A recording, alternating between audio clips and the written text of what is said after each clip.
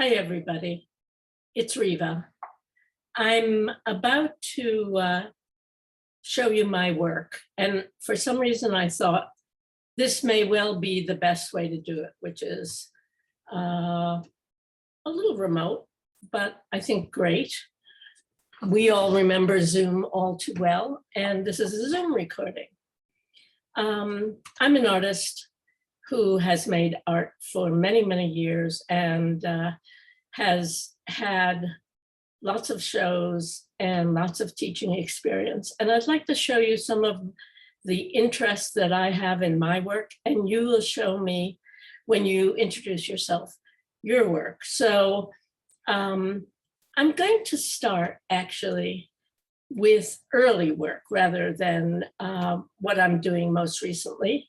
And here are photographs of an outcropping in Central Park. I used to take photographs, life-size photographs, and put them together so that it had the entire configuration of the rock that I was interested in. And after I did the photographs, I would take those photographs and make models, and then make a full-size piece.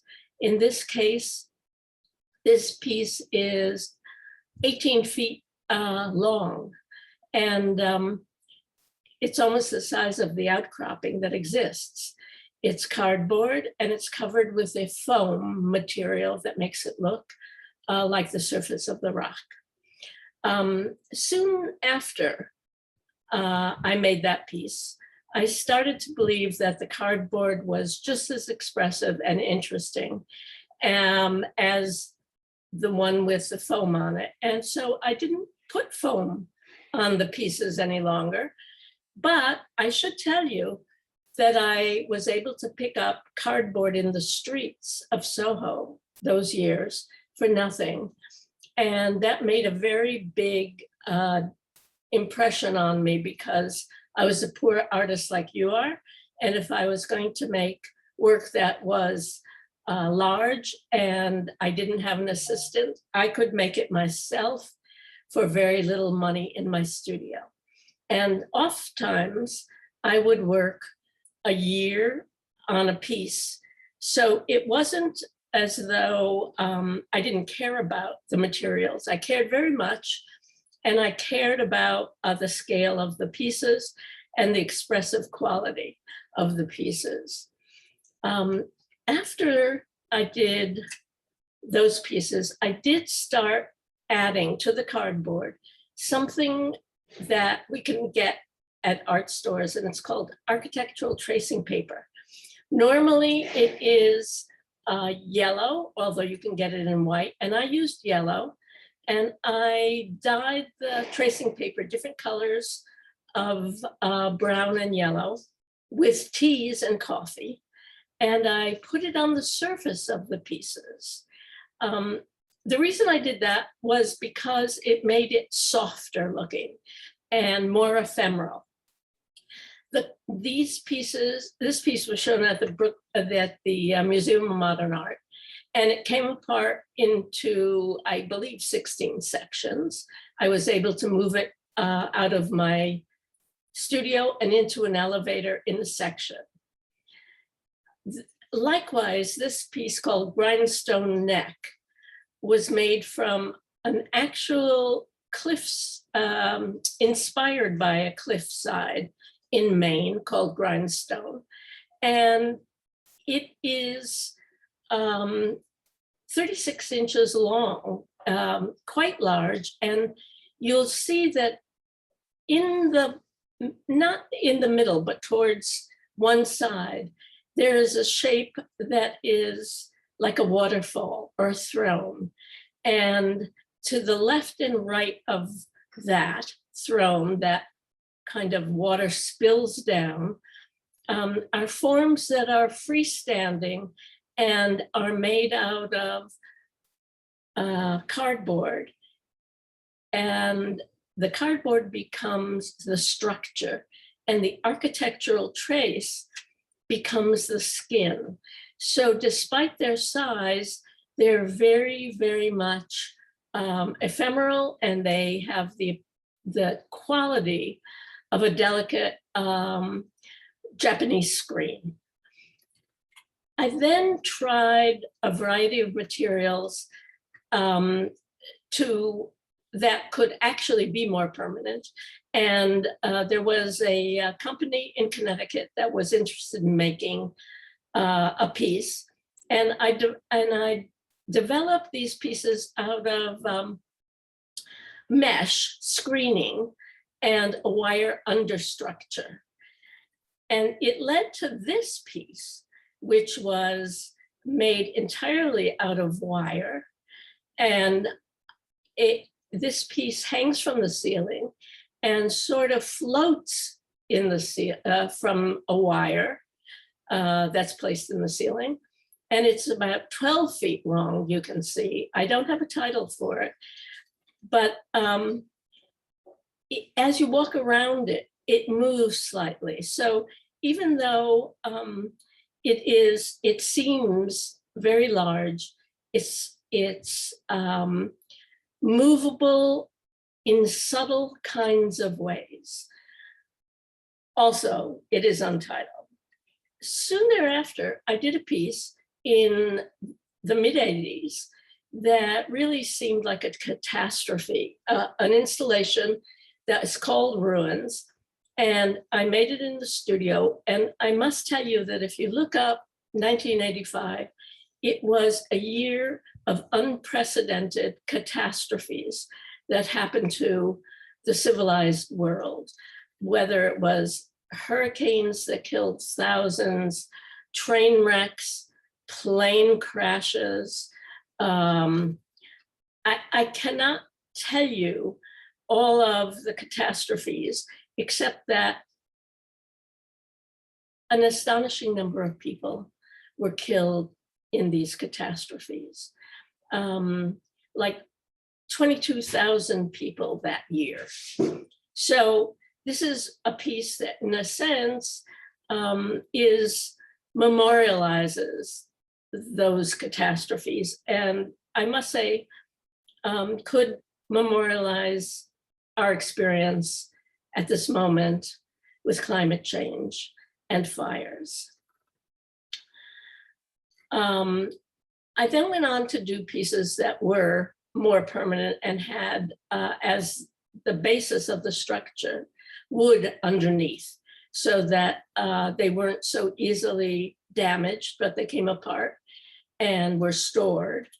And these are pieces that, once again, have a kind of drama because they are large and they stick out into the space in a way that is not threatening, but is enlivening.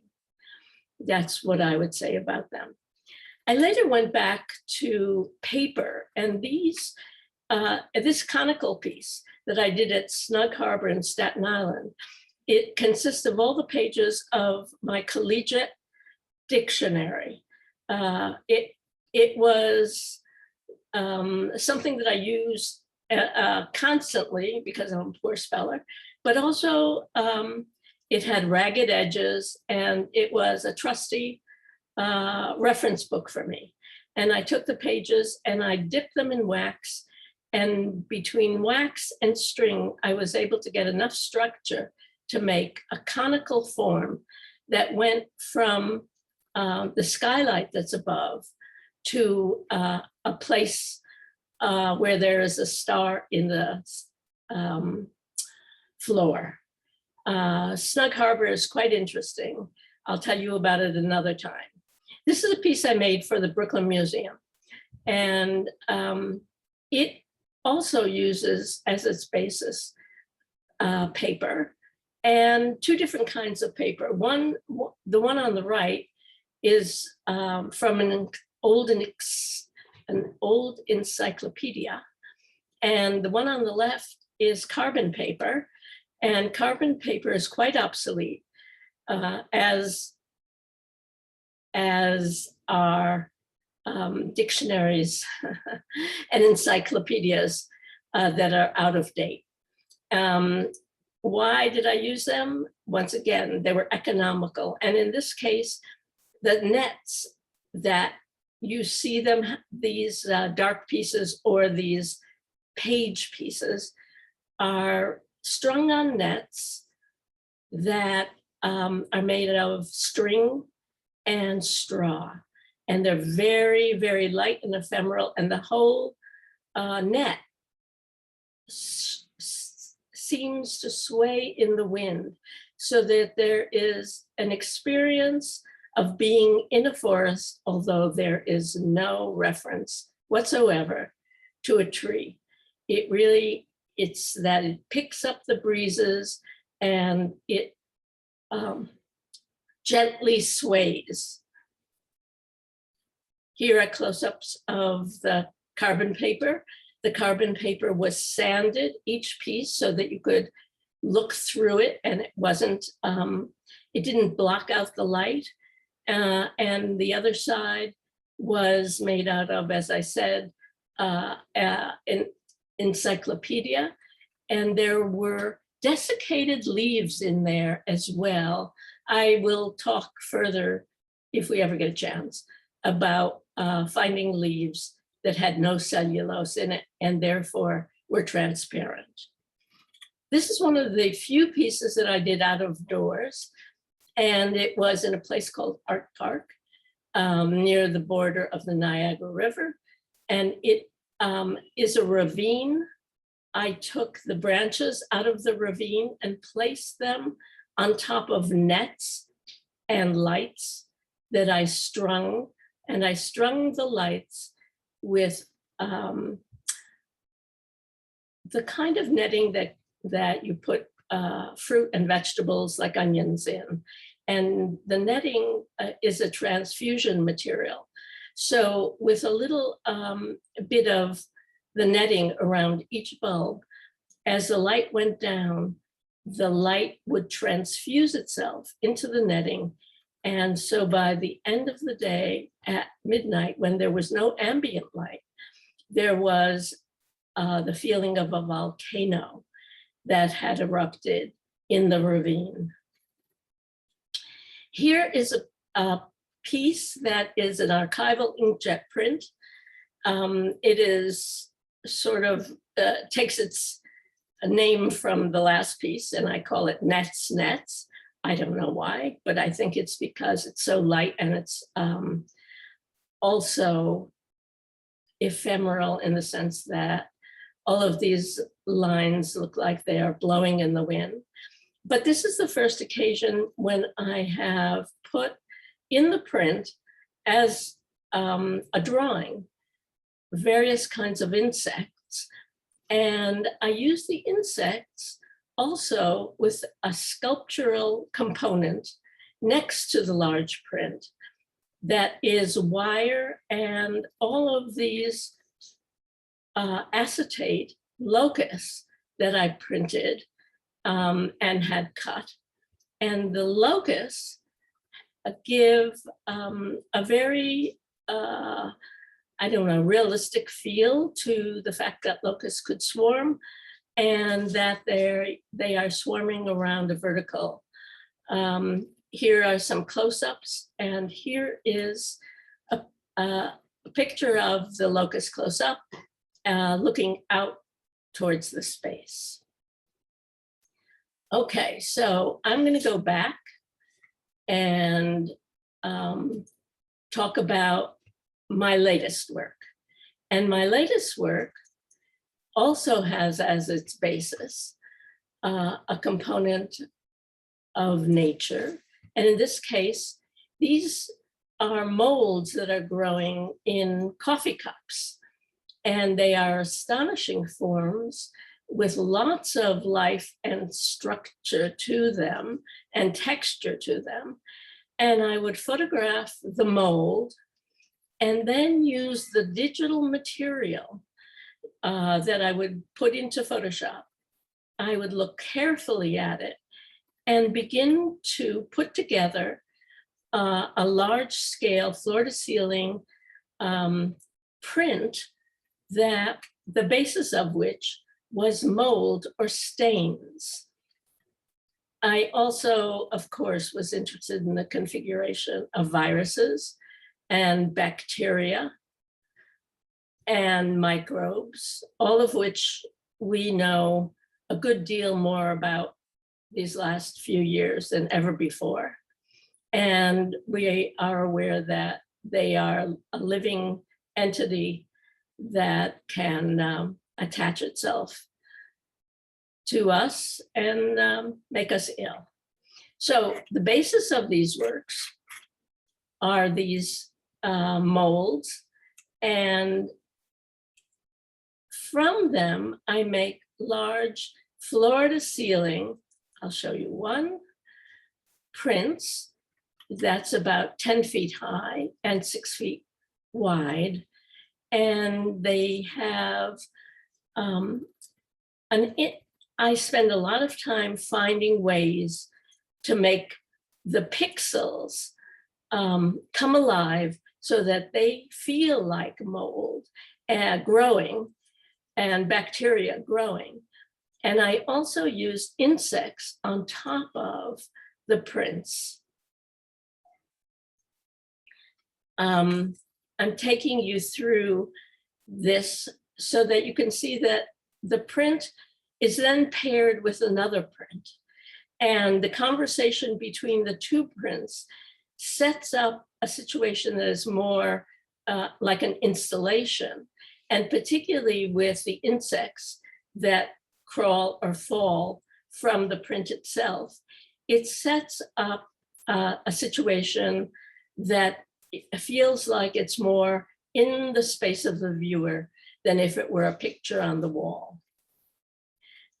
These are closer views of the wallpaper, I'll call it, the wallpaper that's behind the piece that I showed you. And here are the chrysalises that are hanging by magnets in the back, and that they seem as though they've grown upon or are crawling up the paper. The paper, which reads as a scroll of life or a scroll of mold. And this is several of the configurations placed one on top of the other. And here are close-ups. I don't know that we're going to get close enough for you to see how much attention is paid to the configuration of the pixels, so that the pixels have a life of their own. And while you can see it as a kind of dramatic scroll or roll from the back, really, when you go up front, you see that they are alive with bacteria or texture, let's just say texture that approximates bacteria. Here is my ideal setting, and the ideal setting I imagined as a factory in Waterbury, Connecticut, that my dad used to own, and is very much like Pratt Studios, bare and old and wonderful. And I placed these are digital projections of what the wallpaper would look like inside or in situ a situation or a place like that, where the kind of rough-hewn quality of the factory gives the prints another element to look at, or to play with, I should say. So that's the end at this moment, although you'll see that there are many, many. Oh, I will show you some insects close up. I'm glad I didn't end this. Here, these insects are printed on acetate and then folded like origami, just folded, one little fold, and then placed on the print. And you can see how much texture is in the print, as though it were alive. And the flies reside on the print, as do these moths reside on another print, and each is held in place by a little magnet in the back and in the back of the print. Moths, I generally don't call them butterflies because I like the idea of the moth better on these. And there are so many wonderful varieties of moths that it's endless, that you could get a configuration that really has lots of visual interest and sculptural interest. These are the chrysalises that you saw in addition to moths that resided on one of the rolls or scrolls of wallpaper. And here are a variety of other forms. These, I can't remember what these are, to tell you the truth, but the moths do get to be quite onerous, what should I say, scary, because they're getting to be like 2 inches and they're strung on wire and then they're placed on the print with a little magnet in the back. And here are the locusts that you saw very much earlier. So now I will say thank you for looking. I appreciate it. I'm going to